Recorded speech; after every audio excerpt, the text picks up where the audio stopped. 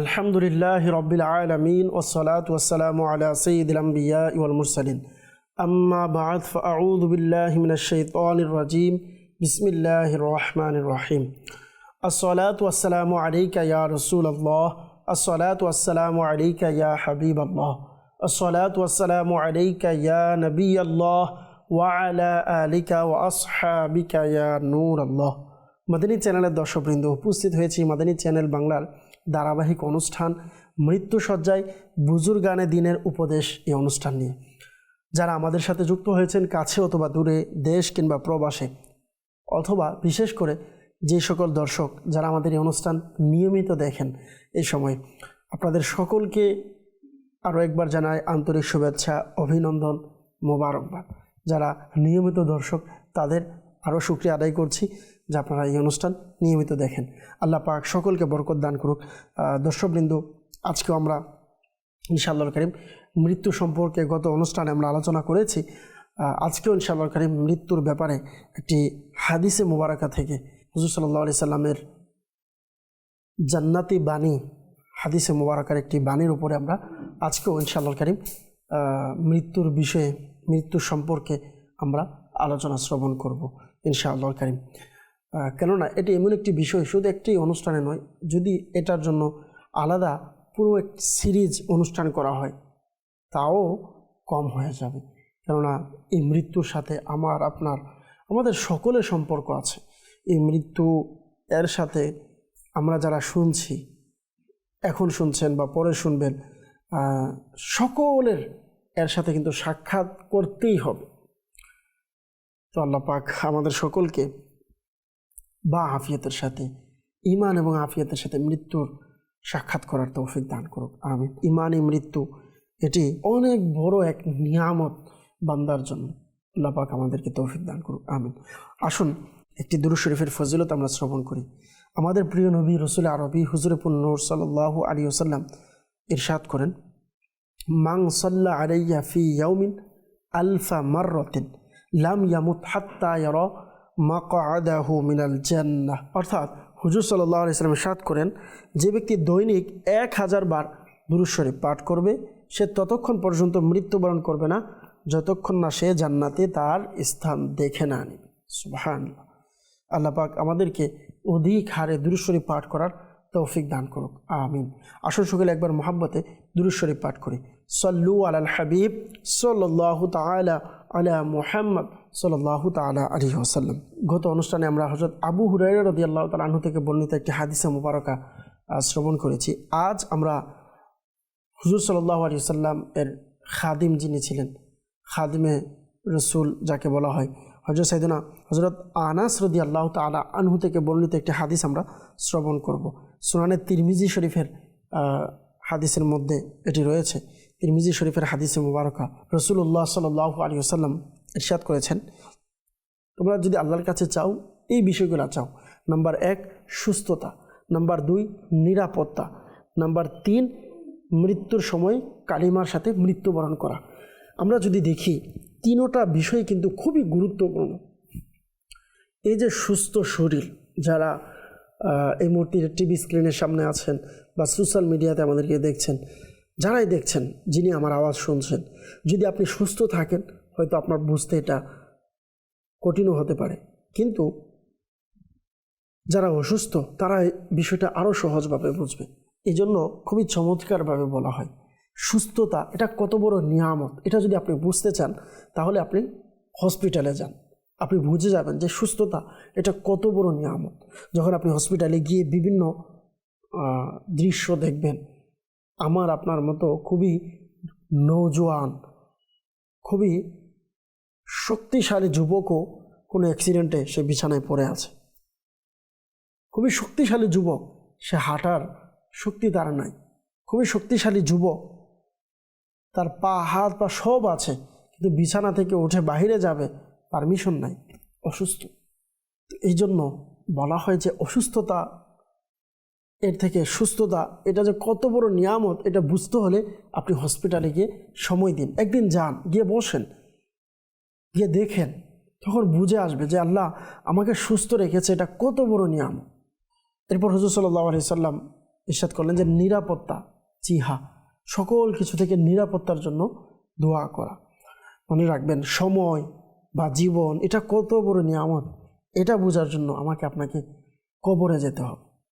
জি হ্যাঁ, কবরের পাশে গুরুস্থান আমরা যেটাকে বলি, বা কবরস্থান আমরা বলে থাকি।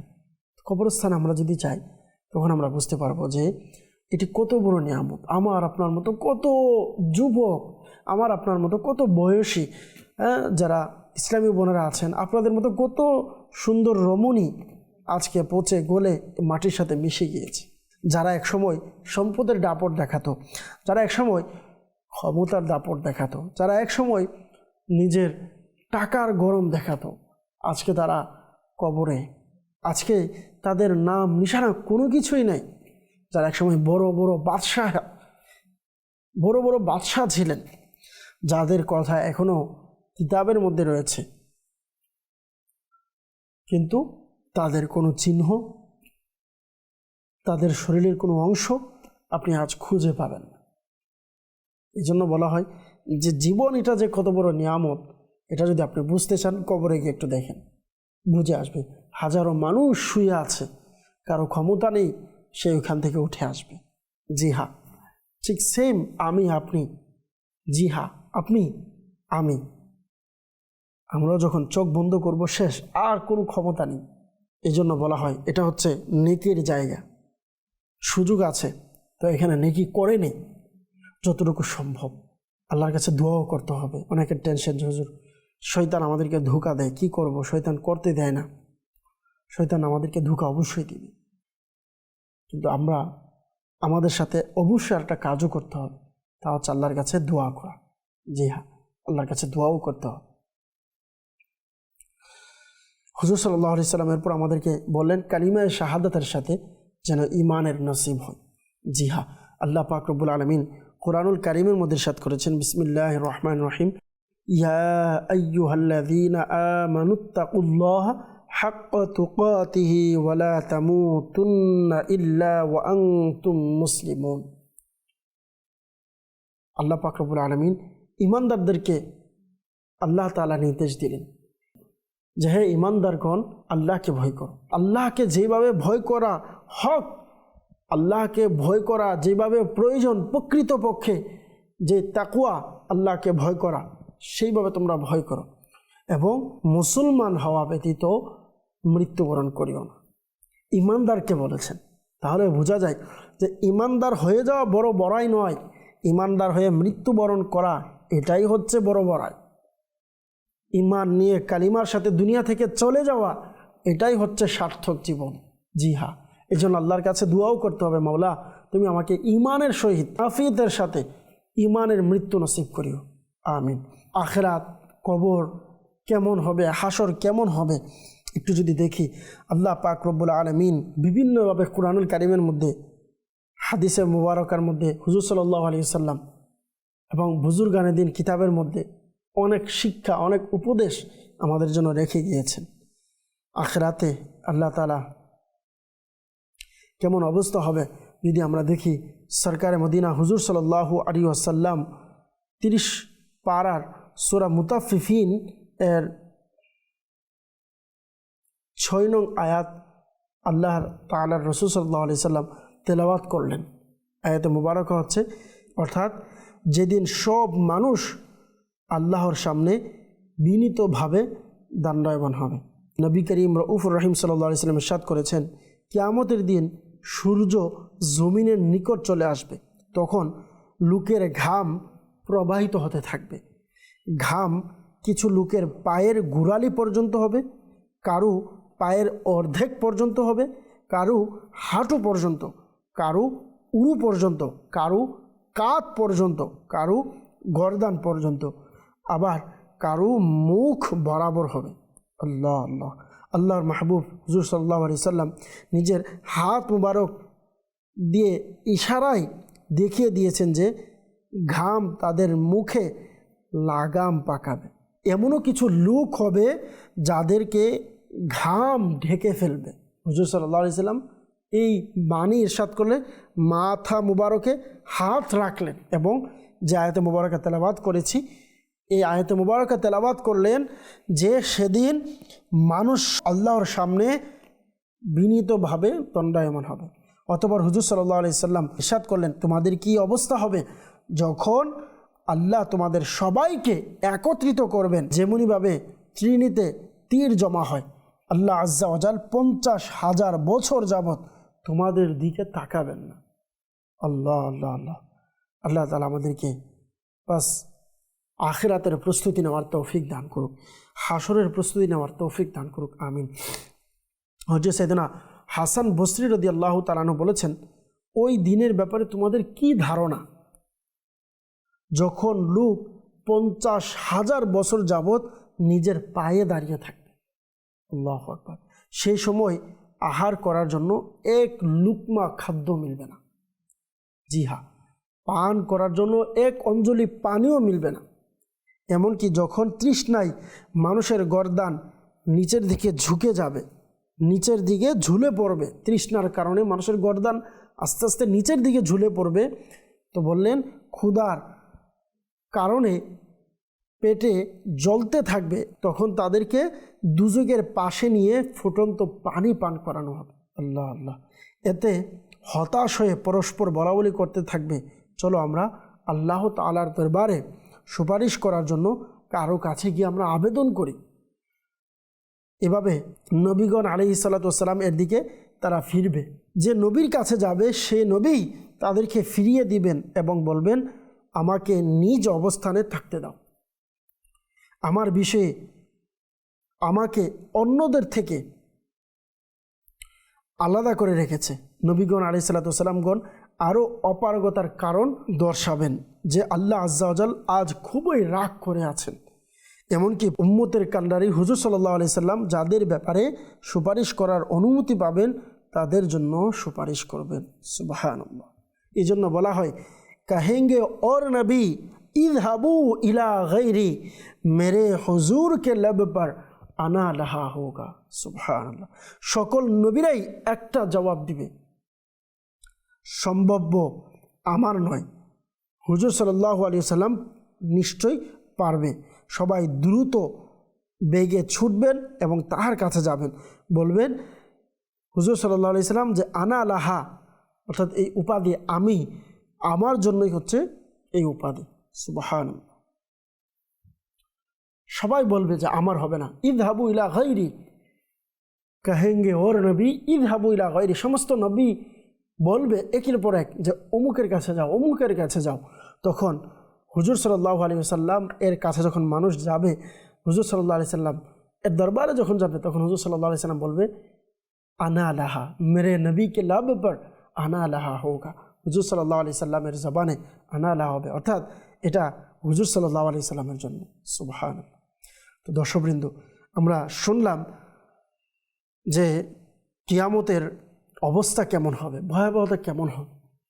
আমাদের কি উচিত নয় সেই আখিরাতের জন্য, সেই কিয়ামতের কাজে আসবে এমন কিছু কাজ করা?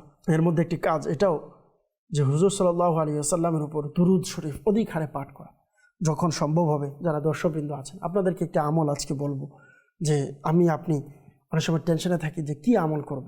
আমরা এই আমলগুলো করতে পারি, দুরূদে পাক পাঠ করতে পারি অধিক হারে। যখনই সুযোগ পাবো দুরূদ শরীফ পাঠ করব, কেননা কিয়ামতের দিনের ভয়াবহতা, এই যে হিসাব নিকাশ, এই যে টেনশন, এখনও আযাব শুরুই হয় নাই। আমরা যে আলোচনাগুলো শুনেছি এখনও আযাবের দিকে যায় নাই, জাহান্নামে নেওয়া হয় নাই, শুধুমাত্র হিসাব নিকাশের অবস্থা এমন হবে। তো ওই হিসাব নিকাশ থেকে যদি দ্রুত মুক্তি আমরা পেতে চাই, এর অনেক আমল আছে। এর মধ্যে একটি খুসুসি আমল এটাও রয়েছে যে হুজুর সাল্লাল্লাহু আলাইহি সাল্লামের উপর দুরূদ সালাম পাঠ করা, দুরূদ শরীফ পাঠ করা। আমাদের যখন সুযোগ হয় আমরা যেন দুরূদ শরীফ পাঠ করি। আল্লাহ পাক আমাদেরকে বোঝার তৌফিক দান করুক। মনে রাখবেন, মাদানী চ্যানেলের দর্শকবৃন্দ, আমরা আযাবের ব্যাপারে, জাহান্নামের ব্যাপারে আলোচনা করি নাই। এর পূর্বের অনুষ্ঠানে আমরা মৃত্যু সম্পর্কে আলোচনা শ্রবণ করেছি। আজ আমরা আখিরাতের হিসাব নিকাশ, কিয়ামতের দিনের ভয়াবহতা কেমন হবে এ সম্পর্কে কিছু জানলাম, এবং হুজুর সাল্লাল্লাহু আলাইহি সাল্লাম আমাদেরকে উপদেশ দিলেন। আর সেই জন্যই উপদেশ দিয়েছেন যে আমাদের এটা সম্ভব নয়, আমরা কখনো সহ্য করতে পারবো না, এগুলো কল্পনার বাহিরে। এটা তো শুধুমাত্র বুঝার জন্য হুজুর সাল্লাল্লাহু আলাইহি সাল্লাম উম্মতকে বলে গিয়েছেন। অন্যথায় আমার আপনার চিন্তার বাহিরে আযাব, আমার আপনার চিন্তার বাহিরে কিয়ামতের দিনের ভয়াবহতা হবে। তো মনে রাখবেন, কিয়ামতের সময় তো অনেক পর, আমাদের কবরে যেই শাস্তি হবে এটাই তো আমি আপনি সহ্য করতে পারবো না।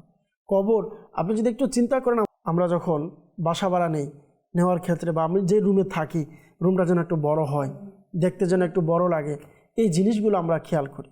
ছোট রুম হলে অনেক সময় অনেকের দম বন্ধ হয়ে আসে, অনেকের চাপ পড়ে যায় যে এই রুমে একা থাকা যাবে না। সেই জায়গাতে আমি আপনি কীভাবে ছোট্ট একটা মাটির ঘর, একটু যদি চিন্তা করেন, ছোট্ট একটা ঘর মাটির, এবং এটার মধ্যে না আলো আছে না বাতাস আছে, কিছুই থাকবে না, আমি আপনি এমনিই শুয়ে যাব। জি হ্যাঁ, আমি আপনি এমনিই শুয়ে যাব, আমি আপনি এখান থেকে বাঁচতে পারবো না।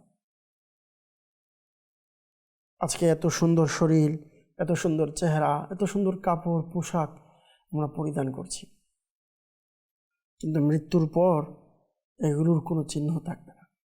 বর্ণিত আছে কিতাবের মধ্যে, যখন রূহ শরীর থেকে পৃথক হয়ে যায়,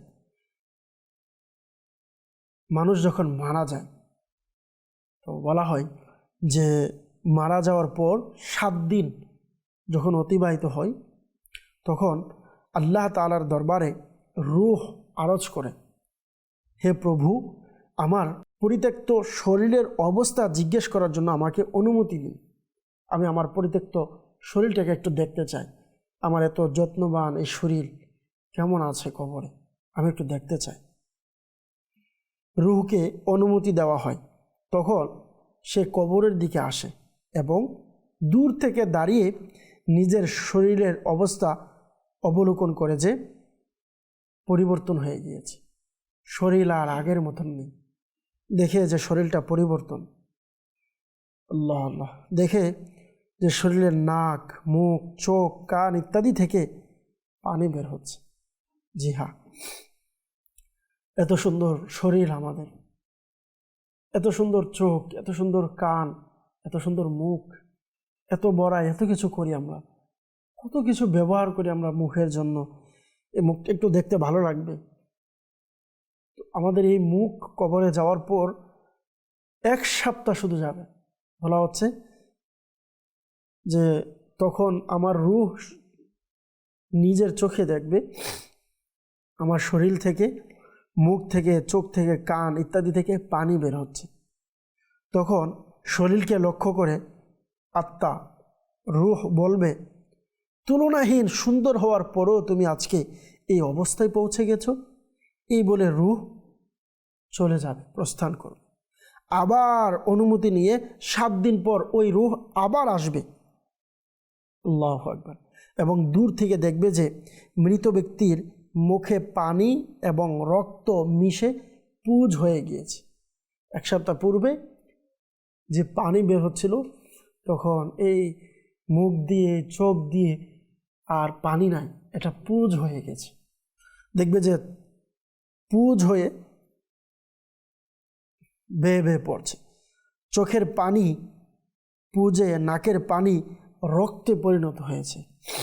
তখন শরীরকে উদ্দেশ্য করে রূহ বলে, তুমি এই অবস্থায় পৌঁছে গেছো। এই বলে রূহ আবার চলে যায়। আবার 7 দিন পর অনুমতি নিয়ে এসে এবং দূর থেকে দেখে, তখন দেখে যে দেহের অবস্থা এমন হয়েছে যে চোখের পুতলি ছিঁড়ে মুখে গলে গেছে। জি হ্যাঁ, এই চোখের পুতলি ছিঁড়ে মুখে চলে আসছে। দেখে পুঁজগুলো পোকায় পরিণত হয়ে গিয়েছে। আল্লাহ আল্লাহ, পোকা মুখ দিয়ে প্রবেশ করে নাক দিয়ে বের হচ্ছে। তখন শরীরকে উদ্দেশ্য করে রূহ বলে, তুমি আল্লাহ আজ্জা ওয়া জাল্লা এর সব ধরনের নিয়ামত ভোগ করে এই অবস্থায় পৌঁছে গেছো। আল্লাহর কসম, তাকওয়া এবং পুণ্য কাজ ছাড়া কোনো দিনই কোনো জিনিস কবরে উপকারে আসবে না। শুধু রূহ কথা বলবে শরীরের সাথে। আল্লাহ পাক আমাদের সকলকে আখিরাতের প্রস্তুতি নেওয়ার তৌফিক দান করুক। দর্শকবৃন্দ, যারা আমাদের সাথে তখন ছিলেন, আপনাদের সকলের শুকরিয়া আদায় করছি। আগামী পর্বে আবারও ইনশাআল্লাহ কারীম দেখা হবে। এ পর্যন্ত সকলেই ভালো থাকুন, সুস্থ থাকুন, মাদানী চ্যানেল দেখতে থাকুন। সাল্লু আলাল হাবিব সাল্লাল্লাহু তাআলা আলা মুহাম্মদ সাল্লাল্লাহু তাআলা আলাইহি ওয়াসাল্লাম।